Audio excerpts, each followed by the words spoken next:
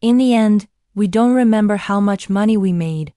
We don't recall the exact figures on our paychecks or the size of our bank accounts. We remember the moments. We remember the people. We remember who we didn't have time for. And that, right there, is the most expensive thing we will ever lose. This isn't a story about loss in the way you might think. It's not about tragedy or sudden goodbyes. It's a story about what we give away, piece by piece, day by day, without ever realizing its true, irreplaceable value.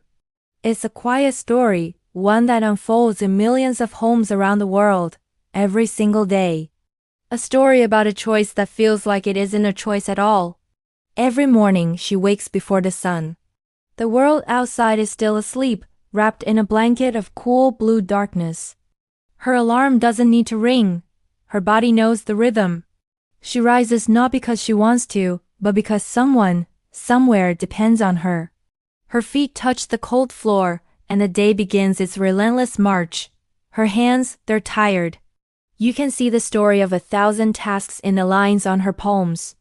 They've cooked meals, cleaned floors, signed papers, and typed until her fingers ached.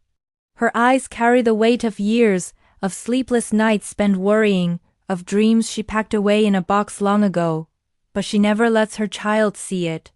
For him, her smile is a sunrise. For him, her arms are the safest place in the world. She shields him from the weight she carries, building a fortress of normalcy and peace with the bricks of her own exhaustion. She moves through the silent house like a ghost, preparing for a day that will demand everything from her, just like the day before, and the day that will follow. She pours her love into a lunchbox, a neatly made bed, a whispered "be good" at the door. These small acts are the language of her sacrifice, a language spoken in actions, not words.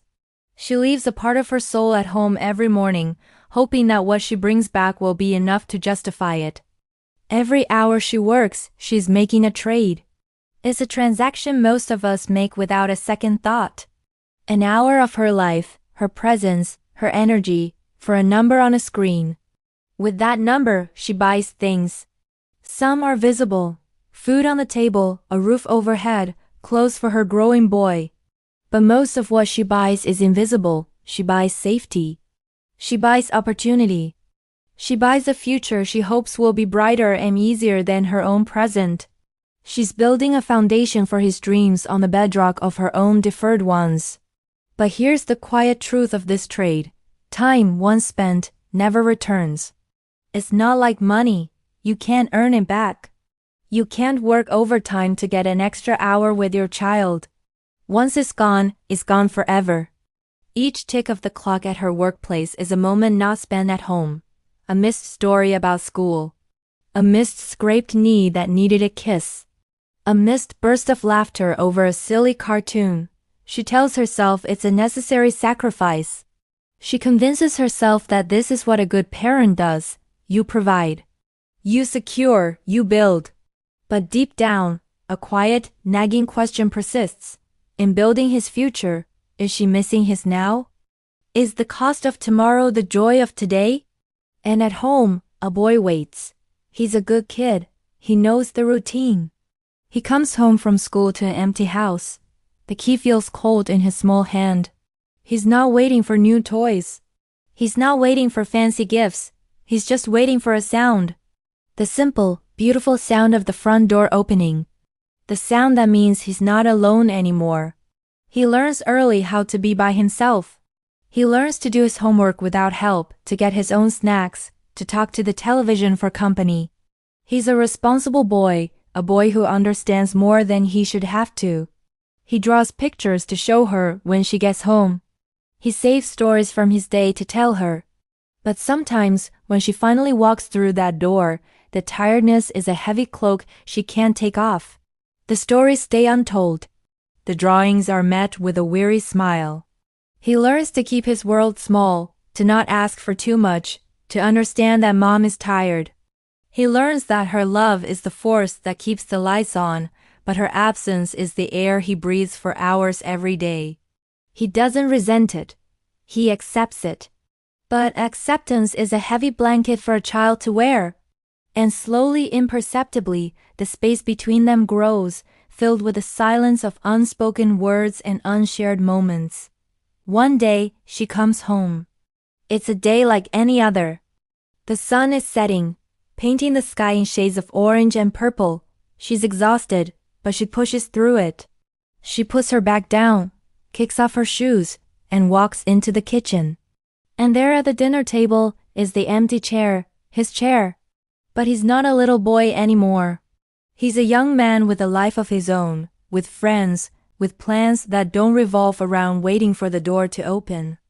And in that moment, the empty chair across the table feels heavier than anything she has ever carried.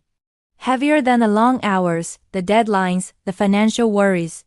Because that empty space isn't just wood and fabric, it's a monument to lost time. It's a physical representation of all the evenings they didn't share, all the conversations that never happened. In that deafening silence, she realizes the truth of her trade.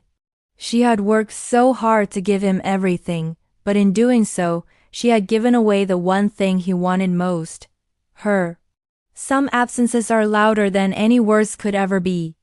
The echo of what could have been is a sound that will now fill the quiet corners of her home. In the quiet reflection that follows, the real message becomes clear. Love is not proven by how much we give in material things.